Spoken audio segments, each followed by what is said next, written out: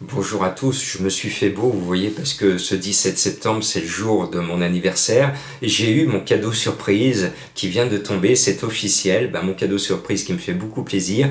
Je fais mon retour à la radio, et je vous en livre les détails à la fin de cette vidéo. Donc pour mes amis turfistes de la grande région lyonnaise, je vais intégrer de nouveau le groupe numéro 1 des radios en France, le groupe Scoop, et vous m'entendrez dès ce lundi sur la radio lyonnaise Impact FM, l'une des radios les plus écoutées. Bon, maintenant, on va pour une course magnifique, le Critérium des 4 ans, et il y a le meilleur, le monstre sacré, le 17 Just a Gigolo, que je suis depuis ses débuts et que je mets toujours, pour ceux qui me suivent, les abonnés des Pronos du Cœur, que je mets toujours en tête, avec Franck Nivard et défilé pour la première fois de sa carrière devant, derrière, c'est son objectif. Maintenant, c'est vrai que Just Gigolo, quand on regarde ses 4 dernières courses, ça fait froid dans le dos, parce que le cheval qui était habitué jusqu'à présent à aligner les bâtons, les gagnes,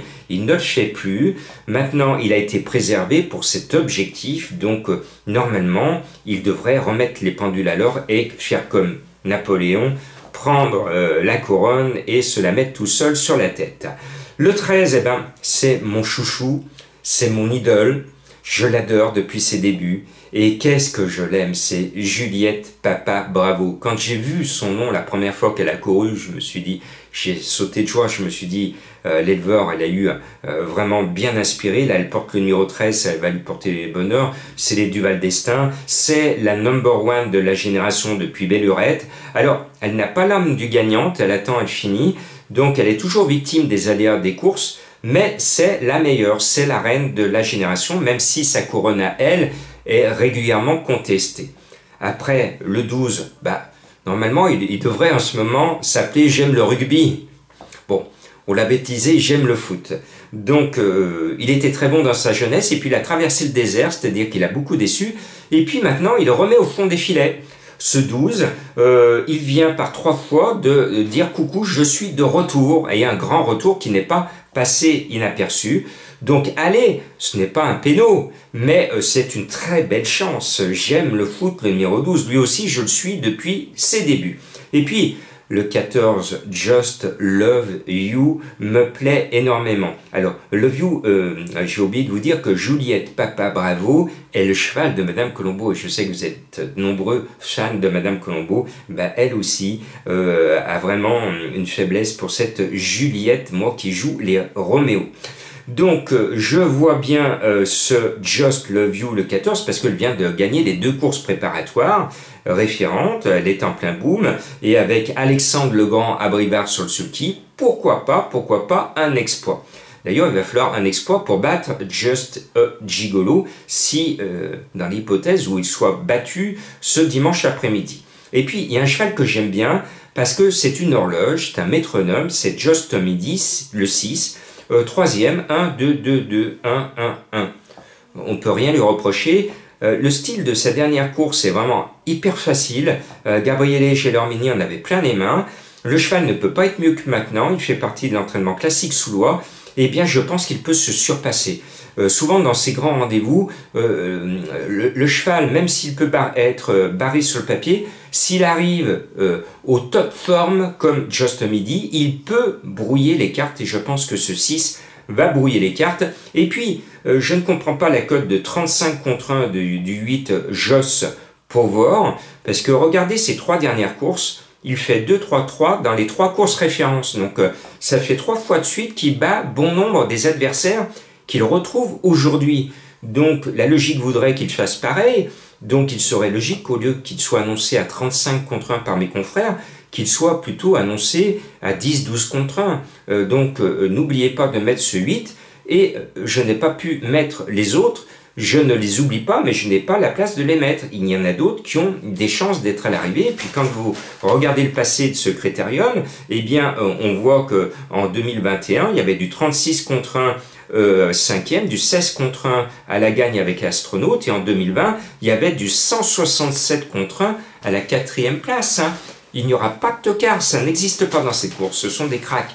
Donc comme c'est de très bons chevaux qui sont tous préparés, eh bien ils peuvent se sublimer, donc ne criez pas au scandale s'il y a du 80 contre 1 à l'arrivée, parce que ce 80 contre 1 sera malgré tout un très bon cheval. Et maintenant, je vous laisse découvrir mon grand retour au petit trot et au grand galop sur les ondes lyonnaises. Voilà, c'est devant les studios d'Impact FM et de Radio Scoop que j'ai le plaisir de vous annoncer mon retour à la radio, au grand galop, au petit trot. Pour mes amis lyonnais et pour ceux qui surfent sur les réseaux sociaux, vous allez me retrouver maintenant tous les jours sur Impact FM pour développer de façon courte un peu mes bonnes impressions pour votre quintet. Heureux de revenir dans le groupe Radio Scoop. J'ai travaillé pour eux il y a 30 ans, j'étais à Saint-Cyr-au-Mont-d'Or dans leur studio et je faisais les commentaires en direct des courses lyonnaises depuis Paris ou Villeurbanne. Donc voilà, heureux de retrouver le groupe Radio Scoop et Impact FM.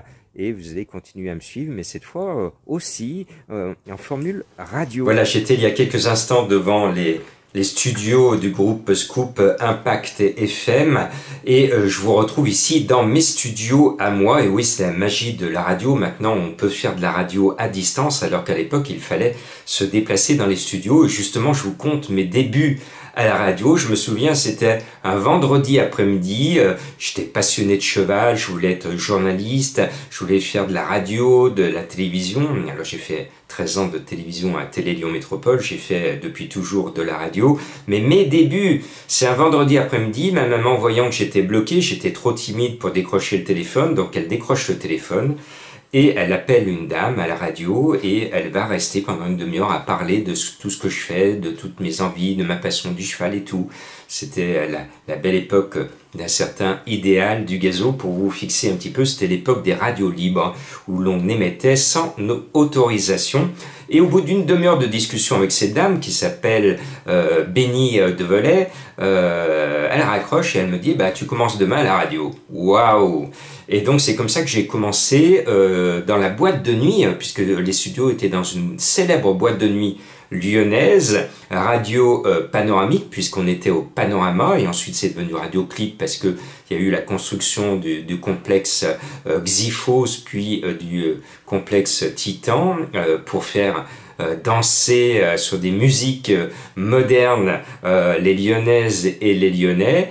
Et je me souviens que j'avais une émission d'1 heure, tout de suite, on m'a confié 1 heure d'émission sur les chevaux, je racontais une histoire, et je faisais le samedi matin toutes mes fiches, ça me prenait 4 heures, et à l'antenne, je lisais mes fiches. Et ça m'a permis de bien débuter dans la radio, et souvent j'étais tout seul, et je lisais mes fiches, j'étais en direct, il fallait lancer les musiques, et puis des fois il y avait des problèmes techniques, le tourne-disque, il voulait pas partir, alors j'essayais de bidouiller tout en continuant à parler pour essayer de régler le problème technique ou de changer de disque, et on y arrivait, j'y arrivais, et des fois l'animateur qui devait me remplacer après n'était pas là, donc j'étais obligé de meubler, de mettre des musiques de western, faire des jeux en attendant qu'il me remplace, parce que si je partais et si lui ne venait pas, on avait un blanc à l'antenne. Alors ça, un blanc à l'antenne, ce n'est pas possible, ce n'est pas professionnel. Et on était tous bénévoles à l'époque et encore aujourd'hui, parce que tous ceux qui ont fait de la radio ou qui font souvent de la radio, on le fait par amour de la radio, amour de ce que l'on fait. Et moi, j'ai toujours parlé des chevaux avec beaucoup d'amour et bénévolement sur toutes les radios lyonnaises de France et de Navarre, pour vous faire partager cette passion qui m'anime depuis que je suis tout petit.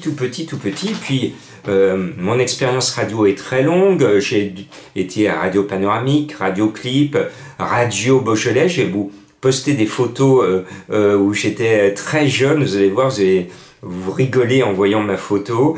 Donc Radio Beaujolais, Radio Scoop, puisque je faisais pour Radio Scoop à l'époque avec Daniel Pérez, je faisais les commentaires en direct des triplets et écartés plus régionaux, puisque c'était l'évolution des courses à ce moment-là, en direct de Paris ou de l'hippodrome de Villeurbanne, avec une grosse valise. Je me rappelle, je traversais le petit bois de Paris avec ma grosse valise qui valait une fortune.